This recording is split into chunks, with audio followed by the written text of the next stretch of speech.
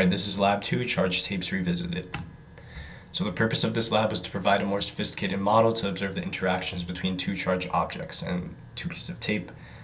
And this time we want to find the magnitude of charge on the floating tape. But this time we are distributing the charge evenly across the length of the tape instead of treating it as a point charge. And we found that the charge on the tape would be 2.61316 times 10 to the negative 8 coulombs. Alright, so some key equations here are kind of the same as last time. We have the force of gravity and the electric force, and we're going to be using these to find the charge on the tape. So this is the electric field due to an evenly distributed line of charge, and we need to use this formula because for the previous equation, F equals QE. Now we have our E to find F and set that equal to mg and solve for Q. Our observation point is perpendicular to the charged tape below it, and using this electric field we can set it equal to the electric force and then gravitational force. Alright, so the observed model is the same. We have the length of the tape, the width of the tape, mass, area, all that stuff.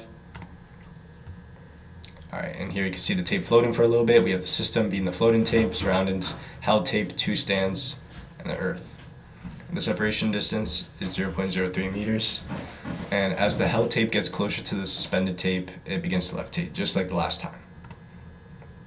So this time we assume that the line of charge is evenly distributed on the bottom tape, and that each tape still has the same amount of charge and any air resistance or friction is ignored. So for the calculations, it's the same as last time for finding the force of gravity and the electric force. But this time we needed to use the equations for gravitational force to find the charge. So we set the gravitational force equal to Q times the electric field due to an evenly distributed line of charge, and use that to solve Q. And we got that to be 2.613 times 10 to the negative 8 coulombs.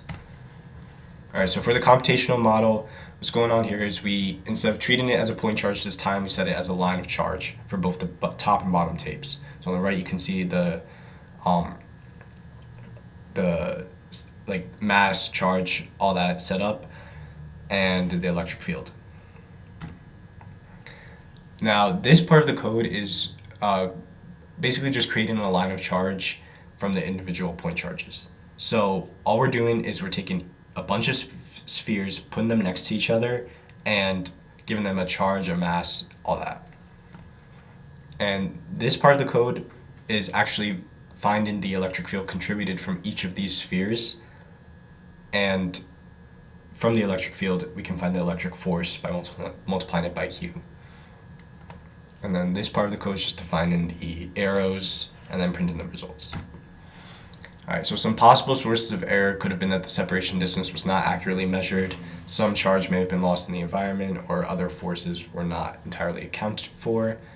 But we saw that the charge magnitude is equal to the number we got previously, which is great. So what if we had modeled each of the tapes as a single point charge like in the previous lab? Well, we would have seen that the charge is less, and because this time the charge that lab 2 provided is higher. But why do these estimates differ? And which value is more likely to be closer to the real value? The answer is lab 2. The lab 2 model will have the more accurate value, and this is because a tape is not a point. It has charge distributed all around it, and each of these charges is going to contribute some amount of electric field, some amount of force, but it's going to be weaker than if it were just a point charge. But all these charges, they add up together, and we can see that the charge would be more because it has to be more to contribute the same amount of electric force as a point charge would. So this charge is more accurate to what the actual charge may be.